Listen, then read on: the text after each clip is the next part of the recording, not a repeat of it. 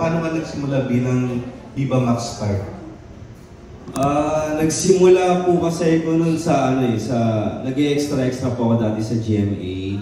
Then nakasama po ako sa isang teleserye po, which is yung First Yaya po.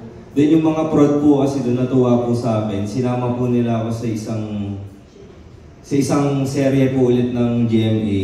Pero as a extra lang po. Tapos pinakilala po ako ng makeup artist. Then pinakilala po ako kay Nanay Len. Then ayun po, pagkapunta po ko kay Nanay Carillo. Opo, pagkapunta ko po kay Nanay Len, sobrang bulky pa po ng katawan ko, sabi sa akin. Bumalik pa daw po ako after 2 weeks or 3 weeks, palitin ko daw po yung katawan ko. Tapos ayun po, pinag-contract na po niya ako sa Viva. Ayun po. Ano na yung mga pagbabago sa buhay mo mula nung maging artista ka? Marami na po. Yung mga kapitbahay ko po sa bahay na hindi naman po ako binabati na ako eh. Tsaka yung totoo po talaga yung nangyayari sa akin kasi yung mga kapitbahay ko po dati na wala deadma lang po sa akin, yung kahit ngitian ko po, hindi nila ako pinapansin. Ngayon, akala mo kung sino ko sila, kung makangiti, kung sinong close.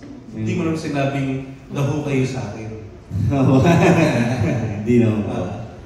Pero I'm sure napapagkamalang ng Korean. Oo, napagkakamalang po Korean. Sabi po nila.